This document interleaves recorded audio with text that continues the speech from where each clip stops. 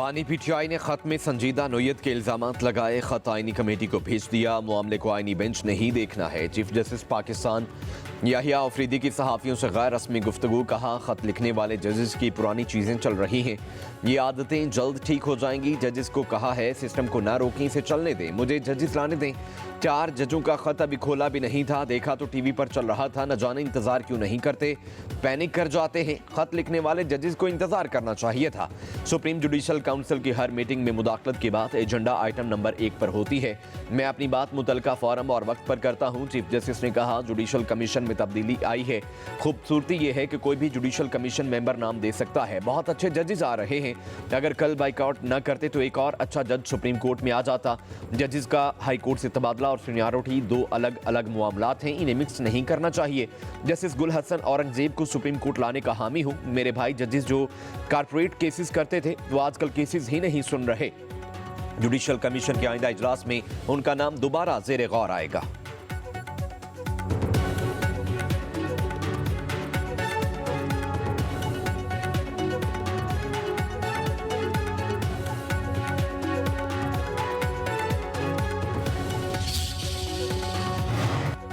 IMF वफ़द की chief justice Pakistan Yahya Afridi से मुलाकात। चीफ जस्टिस ने अदालती कारकर्दगी बेहतर बनाने के लिए जारी कोशिशों का जायजा पेश किया। सुप्रीम कोर्ट से जारी एलामिया के मुताबिक चीफ जस्टिस ने कहा, पाकिस्तान में अदलिया एक आज़ाद इदारा है और बतौर सरबराह उसकी खुद मुख्तारी का तहफ़्फ़ुज़ मेरी जिम्मेदारी है। चीफ जस्टिस ने जुडिशल कमीशन से मुतालिक अहम आइनी पेशरफ्त और इस्लाहात पर रोशनी डाली। आला सतह की अदालती तकर्री, अदालती एहतसाब और जुडिशल कमीशन की तंजीम नौ बारे बताया गया। चीफ जस्टिस ने अदलिया और पार्लिमानी कमेटी के इंजमाम के फवायद भी बयान किए। मुलाकात के दौरान अदालती इस्तेहसाब और जजेस के खिलाफ शिकायत के इजाले के तरीक़ेकार पर तबादला ख्याल हुआ। IMF के वफ़द ने कानूनी और इदारा जाती इस्तेहकाम को बरकरार रखने में अदलिया के किरदार को सराहा। गवर्नेंस और एहतसाब को मजबूत बनाने के लिए जारी इस्लाहात की तारीफ की गई।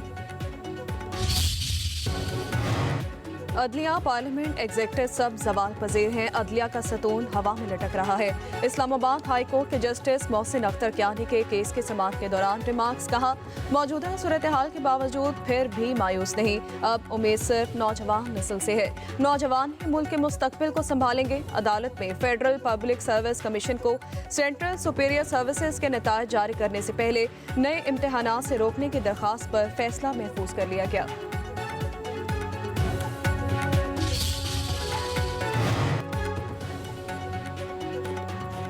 कौमी असम्बली को जाली कहने पर स्पीकर अयाज सादिक बरहम। स्पीकर की रोलिंग। कहा, इस्लामाबाद हाई कोर्ट के जज ने पार्लियामेंट के बारे बयान दिया। जज का बयान पार्लियामेंट पर हमला है। वजीर पार्लिमानी उमूर मुतलका जज को आगाह करें कि किसी को पार्लियामेंट के हवाले से बात करने की इजाज़त नहीं। कहा, जाली पार्लियामेंट कहने वाले तनख्वाह भी ले लेते हैं। जो तनख्वाह नहीं लेना चाहते वो लिख कर दे दें। कौमी असम्बली ने अरकान की तनख्वाहों में इजाफे का इख्तियार कायमा कमेटी खजाना को भेजने का बिल मंजूर कर लिया।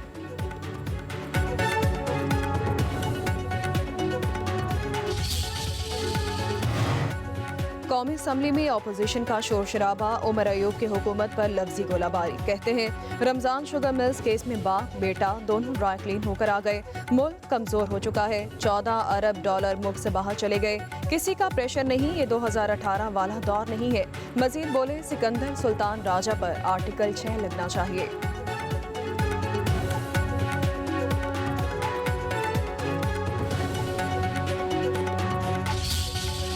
जो कहती है करने दो। ये भी मैं आपको बताऊं, अगर आपको कोई ये कहेगा कि किसी के सियासी मकासद का ईंधन बनने के लिए बाहर निकलो और मेट्रो बस को आग लगा दो, तो क्या कहोगे?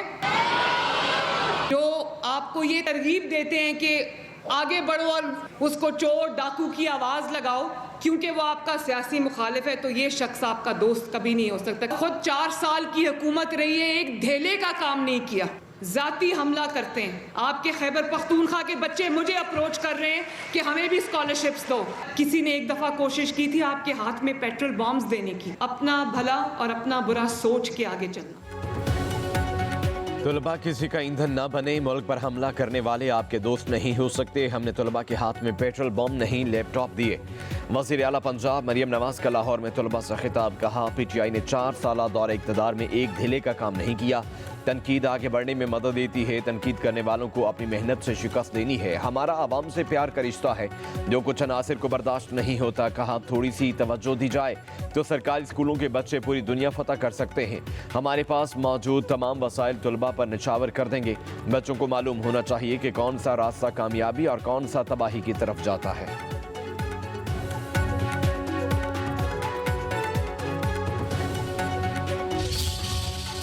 आजकल चलाओ घेराव करना, तोड़फोड़ करना फैशन बन चुका है। 9 मई को कोर कमांडर हाउसेस में घुसकर तोड़फोड़ की गई। जस्टिस हसन अजहर रिजवी के फौजी अदालत में सिविलियंस के ट्रायल के खिलाफ इंट्रा कोर्ट अपील की समाअत के दौरान रिमार्क्स। कहा, एक घर में घुसकर टीवी स्क्रीनों पर डंडे मारे गए। किसी आम शहरी के घर घुसना भी जुर्म है। 9 मई वाकयात की फुटेज टीवी चैनल्स पर चलाई गई। क्या दुनिया में कभी कहीं कोर कमांडर हाउसेस पर हमले हुए? बांग्लादेश में भी यही कुछ हुआ। शाम में भी लूटमार की गई। तहरीक इंसाफ के वकील सलमान अकरम राजा ने दलाल दिए। आर्टिकल 175 की शिक 3 से बाहर अदालतें कायम नहीं हो सकती। आर्मी अफसर पर भी आर्टिकल 175 की शिक 3 का इतलाक होना चाहिए। जस्टिस नईम ने कहा कि अगर कोई मिलिट्री ऑफिसर आया तो इस सवाल का जायजा लेंगे। आप केस के इख्तियार समाज से बाहर ना निकले।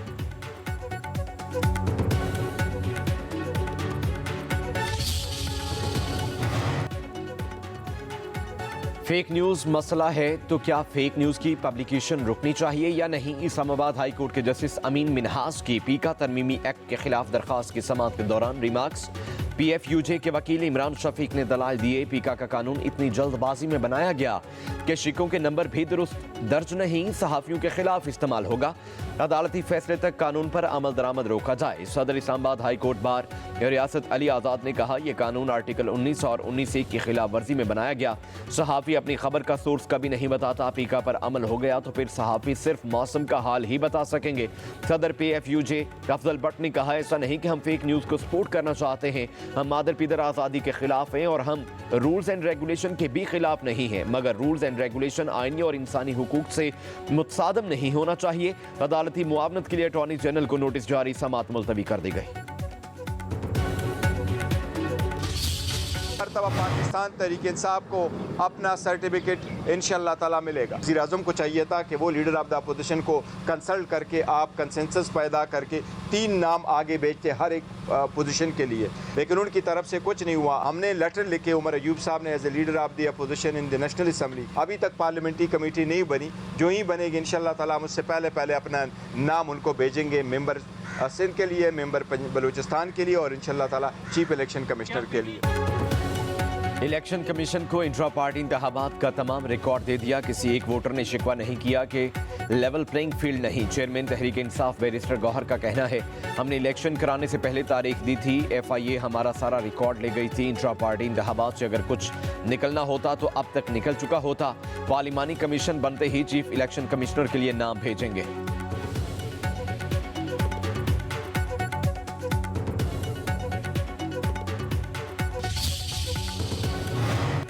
कराची वालों पर सिंध हुकूमत ने जुल्म ढाया है। कई दहाइयों से यहाँ बसने वालों से अच्छा रवैया नहीं रखा गया। MQM के रहनुमा फारूक सत्तार की न्यूज़ कॉन्फ्रेंस बोले, कराची से मुल्क का मुस्तकबिल वाबस्ता है। शहरियों को बुनियादी हुकूक से महरूम रखा जा रहा है। तलबा पर तालीम के दरवाजे बंद कर दिए गए। डोमिसाइल सिस्टम खत्म किया जाए।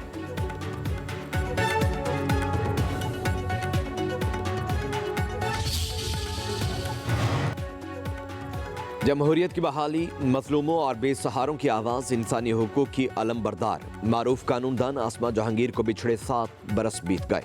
हुकूक ऑर्डिनेंस हो या खवातीन और अकलियतों के साथ ज्यादती का मामला, हर महाज पर हर अव्वल दस्ते की क़यादत की ज़ियाउल हक और परवेज़ मुशर्रफ की आमरीत के खिलाफ सीना सफर हुई और अदलिया बहाली तहरीक में पेश रहीं। सुप्रीम कोर्ट बार एसोसिएशन की पहली खातून सदर भी बनी।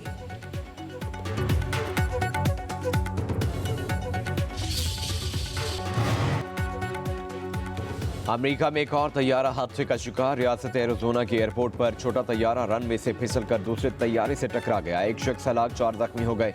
एयरपोर्ट पर तैयारों की आमदोरफ्त फौरी रोक दी गई।